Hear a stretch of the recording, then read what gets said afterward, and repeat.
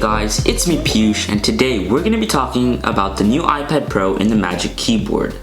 So on March 18th, Apple released a new iPad Pro. So there's a new iPad Pro, I'm like, okay, let's make a new video about the new iPad Pro. Then I thought, how about a new haircut for the new video about the new iPad Pro? And that's exactly what I did. So in this video, we're going to be talking about the 2020 iPad Pro and the Magic Keyboard. So let's get started.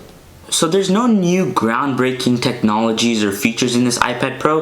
It's just a refreshed version of the older iPad Pro because honestly the previous iPad Pro was really good and it still is today. So Apple really didn't have to do anything. So all they basically did is that they took the features everybody loved about the previous iPad Pro, they spec'd them up, and then they just added some sprinkles on top to make it a better iPad. So just like the last generation of iPad Pros, there's two models, an 11-inch and a 12.9-inch. And with those two models, there's two colors, space gray and silver.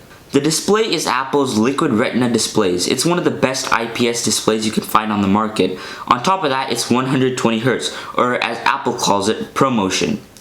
This basically refreshes the display 120 times every single second.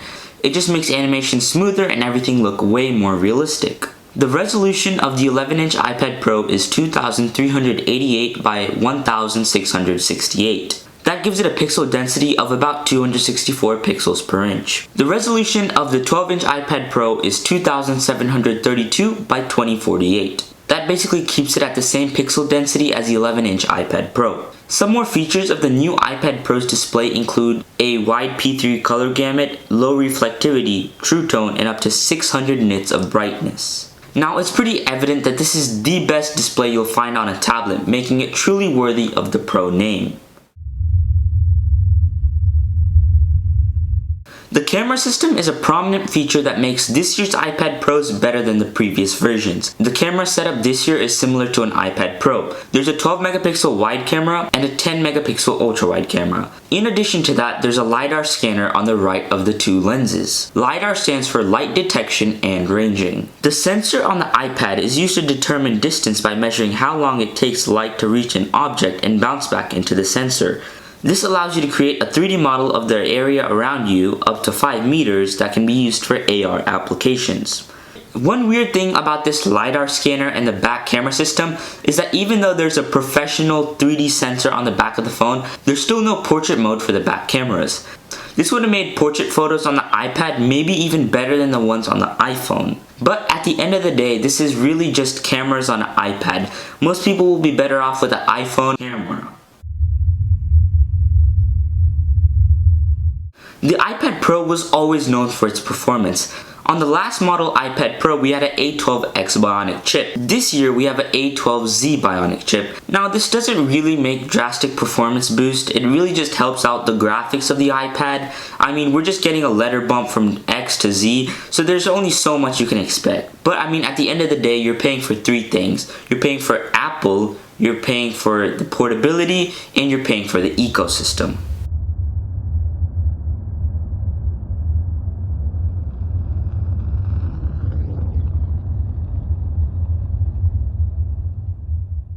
The new accessory with the iPad Pro is the all-new Magic Keyboard. It has an all-new keyboard system which is similar to the MacBook Air and 16-inch MacBook Pro that basically allows for a more computer-like typing experience. On top of that, it has a small trackpad at the bottom of the keyboard to take advantage of the new trackpad support in iPadOS. Just like the old one, this magnetically attaches to the back of the iPad Pro via multiple magnets. There's also a new floating design for this Magic Keyboard that I guess would allow for better viewing angles with the iPad Pro. And as I stated, there's a trackpad below the keyboard. Obviously, this trackpad can't be as big as the other Mac trackpads because, well, first of all, it's just a smaller display and you need to fit all those keys in there. But it should be enough for most tasks you do on an iPad.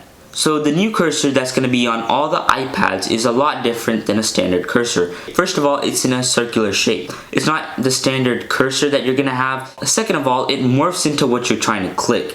I don't know how good this is going to be for apps that don't support this new trackpad because then you're going to have a hard time precisely clicking on what you want to. but I do assume that most apps will eventually get updated to support the new trackpad. This new cursor will be available on all iPads that support iPadOS 13. One thing to do notice that the Magic Keyboard does not ship until May, so you are gonna have to wait until that ships. The Apple Pencil also did not get refreshed this year. It's the same second generation, but in my opinion, that's still a very good stylus to use with your iPad, so you'll be fine. And that's really it for the Magic Keyboard and iPad Pro. Now if you really don't need those extra graphic settings or that new camera, I would suggest you stick with that older iPad Pro because that's still a very good option in 2020. The new iPad Pro, just like the last one, starts at $799 for the 11-inch and $999 for the 12.9-inch. There's also an extra $150 option for the LTE versions, making the iPad truly more portable than just in a home environment. Anyways, that's it for this video. Make sure to like, share, and obviously subscribe. Also, make sure to follow me on Instagram and Twitter at SweetTechPlanet. Stay safe, stay healthy, wash your hands, and stay distant from other people. Thank you for watching, and I'll catch you next time.